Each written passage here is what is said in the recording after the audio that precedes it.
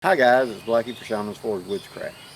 Okay, the reason for the title of this, please watch this first, is I'm about to publish or post my findings for the Johnson and Dow bullet. And it's going to be about some ballistics. And the average person doesn't have a real good grasp of ballistics. Now, I'm not going to do some long-winded explanation. I'm just going to try to make it down and dirty so you understand.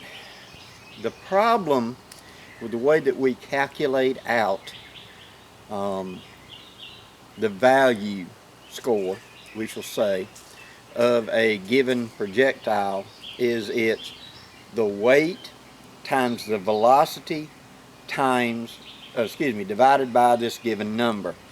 And this gives you a score, okay? That score in and of itself does not tell the whole story, not by a long shot. But a lot of people become obsessed with that score, and all they want to do is compare score. So I put to you that this caliber has a score of this. What many people do is they immediately jump to the bottom with this score of, let's say, 310, and they start coming up the list starting at like 22 long rifle until they hit something that's bigger in number than 310. Well, oh my God, the 32 ACP with this very weak anemic load, it had a score of 315, so therefore it's more powerful. No, it's not. You're going by a raw score, and that is not everything that's going on. Now, let's talk about how they get that score.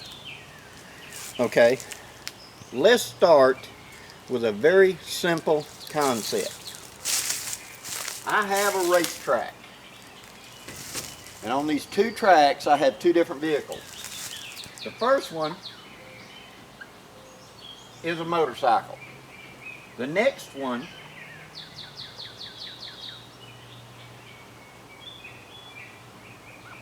is an 18-wheeler. On the other end of this track, there are 10 in each one identical brick walls. Each one of these vehicles is going to accelerate to 100 miles an hour, and they're going to impact that wall. Okay? The motorcycle does it easily of accelerating to 100 miles an hour, and it hits, and it goes through the first wall and is stopped by the second one. So the motorcycle score is 2.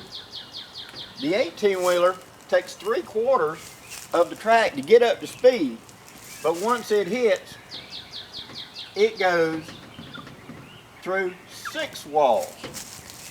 Now, based on that, if I say which is better, you're going to say the 6. So based on that, you're going to say the 6.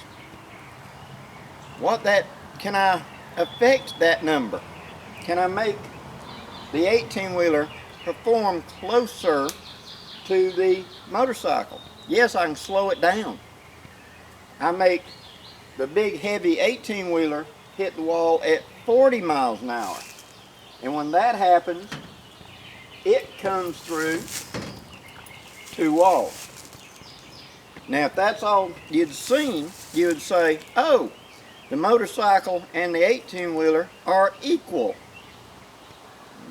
No, it's what the criteria is. See? So yes, they hit that wall. Can I make the motorcycle perform much better? I can add weight to the motorcycle. I can strap an anvil to the back of it, and it hits and it goes through 3 walls because it's now heavier. I can change the motorcycle speed and make it hit the wall at 400 miles an hour, and now it hits and goes through 6 walls. So it would be equal in performance to the 18-wheeler doing 100 miles an hour, it doing 400 miles an hour. They would be roughly equal. But even then, they're not equal. Why? Because of the size of the hole. The motorcycle, when it hits that wall, the mirrors and the handlebars don't do anything. They're just going to be ripped off. It's the frame and the motor that's going to punch through the wall. And so you're going to have, let's say, a 3-foot diameter hole. The 18-wheeler, even when it hits at 40 miles an hour, is making a 15-foot hole in the wall. So if I say which penetrates better, you're going to say they're equal. If we walk up and look at the damage, and I say which does more damage, you're going to say, oh, the 18-wheeler, look at the size of that hole through all those walls. Because it does make a factor of how big it is. But when you create a score out here for any given caliber, people will quite often go looking. So if I say that this 44 caliber generates a score of 310, they're going to take that 310 and they're going to jump to the bottom of the list, starting with like the 22 short, and they'll start coming up the list until they get something that breaks that score. Well, the 32 ACP has this load right here that produces 315 score. Well, so therefore, that 44 is only equal to that 32. How big is the hole in the wall?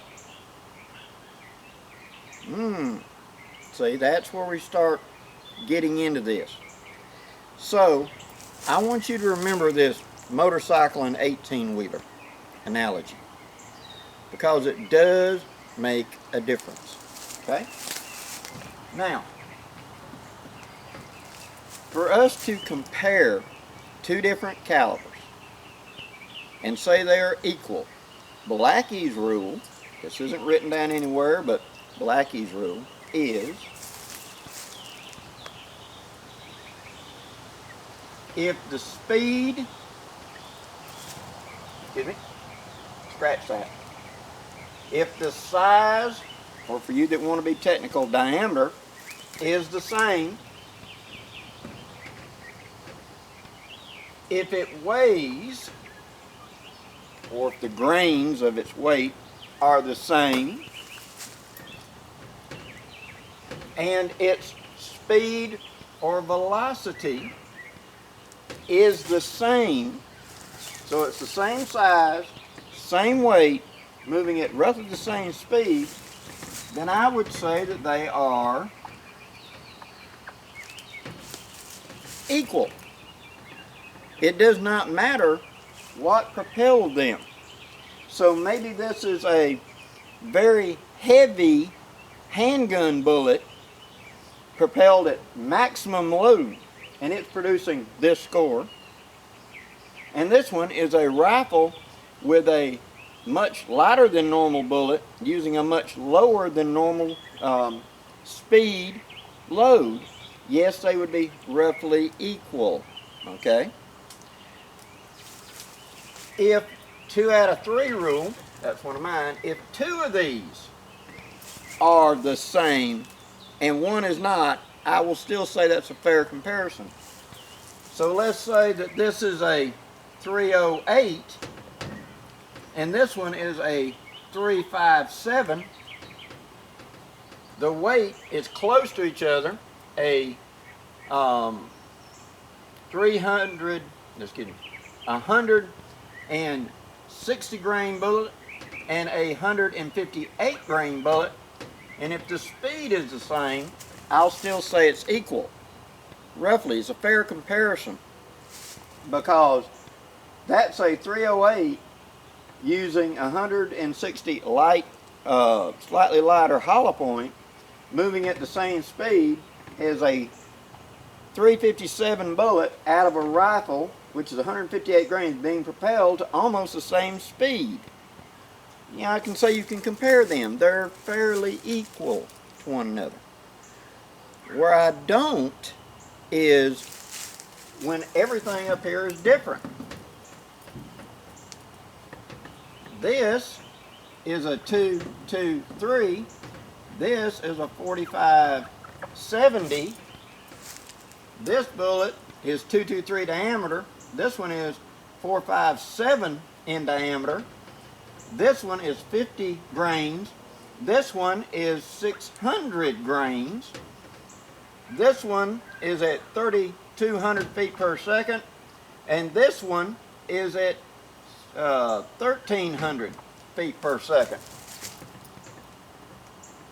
Those ain't equal. But you'll get a gear score out here that when you compare them scores, that 223 will be a higher score than that 4570 because of these raw numbers being crunched. When you're doing that, it's a basis for looking at it, but it is not unto itself the final answer.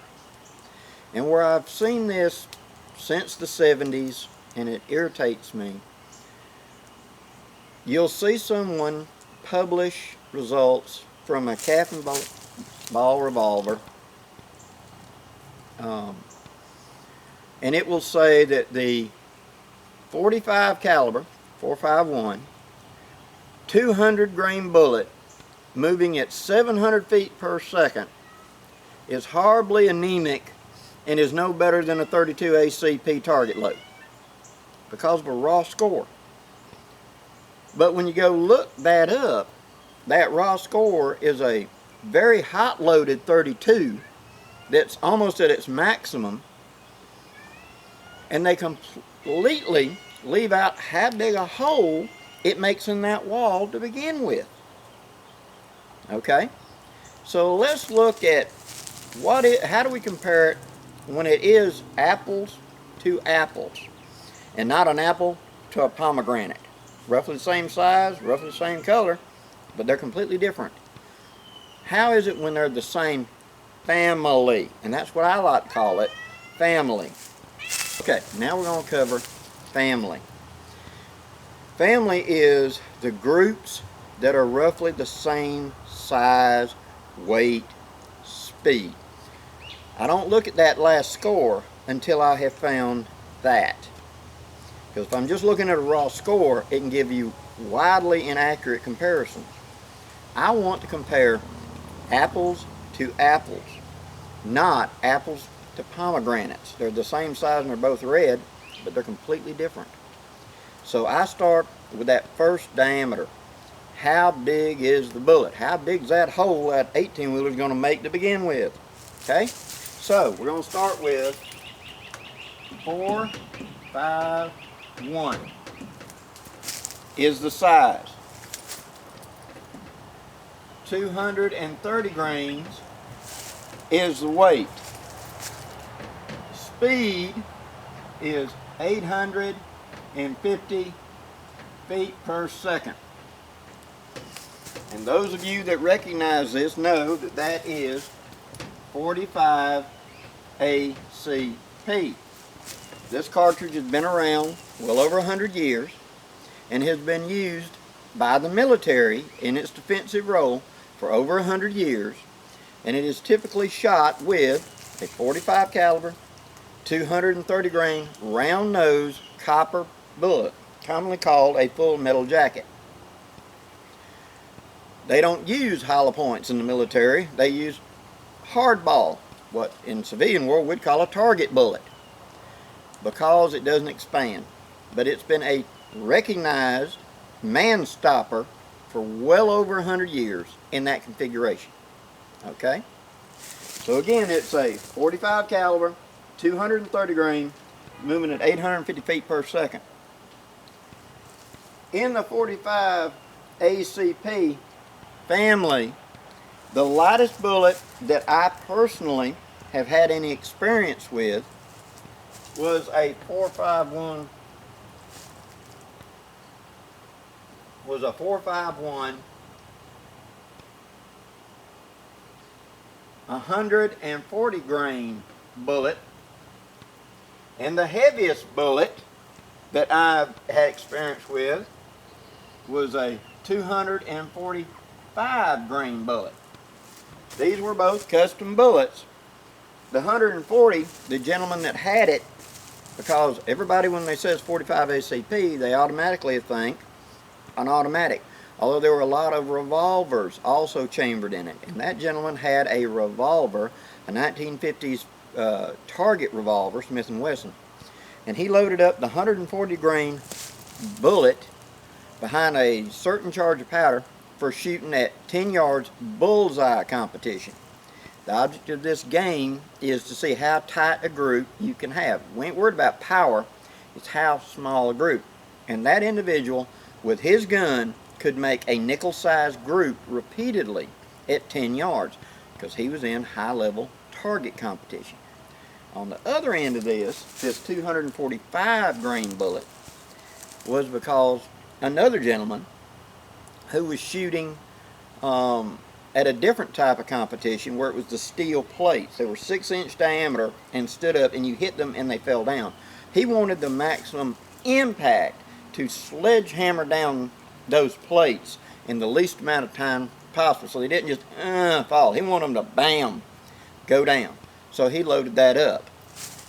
So in the 45 ACP family, I would say that it would be anywhere between 451 140 grain all the way up to a 451 245 grain. In there, I could say that the caliber I'm trying to show you would fall into that family.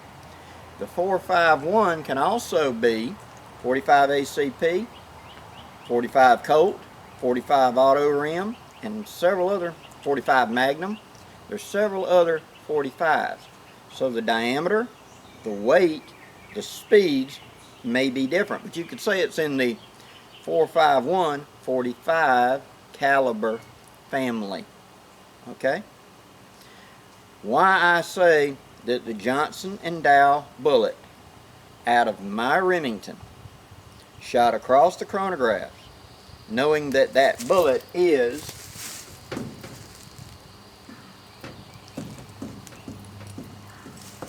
the Johnson & Dow bullet is a 451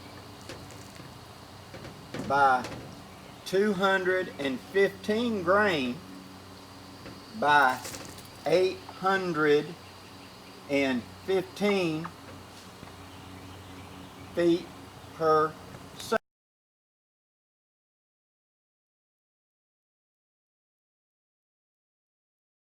second was the average I got. I got as high as 860 and as low as 790 something. But when I shot 25 sets and averaged it out, I came out to 815 feet per second. So 451, 215 to 230, 815 to 850, I would say it's in the same family, wouldn't you? So whenever I generate a score and compare them, I'm comparing apples to apples. Now in the very next video that's going to post right after this, about an hour or so after this one, I will be detailing those numbers. But I wanted you to understand the numbers and why. Because as soon as individuals see those numbers, they're going to instantly jump to the bottom of that pile and start coming up until they find, oh my God, it's no more powerful than a 25 ACP. I wouldn't shoot a rabbit with it. It's so horribly inaccurate. And it's so horribly weak. And it's completely apples to watermelons comparison. Because the diameters are not even remotely close. The weights aren't even remotely close. You're just talking about a final score. And that final score is not the whole picture. Is it an 18-wheeler hitting the wall? Or is it a motorcycle? I can make the motorcycle go deeper. I can make it match by taking a lighter bullet, making it heavier, or making it go faster. I can make a big heavy bullets slow down and do a different score. But the score itself is only good to compare when you're comparing apples to apples. Is it in the same family? Is it in the same weight class? Is it moving in the same speed area? I'm not going to compare a 45-70, which can be a 4.51, 600 grain bullet moving at 1600 feet per second, which is a heavy marlin load for shooting grizzlies and stuff, and compare it to the cap and ball, because the size is the same, the weights are completely off, and the speeds are completely off. The gear score would not be a fair comparison. Hope this gives you some ideas, guys. Please stay tuned for the next video coming up, and thank you for watching. Have a great day, guys.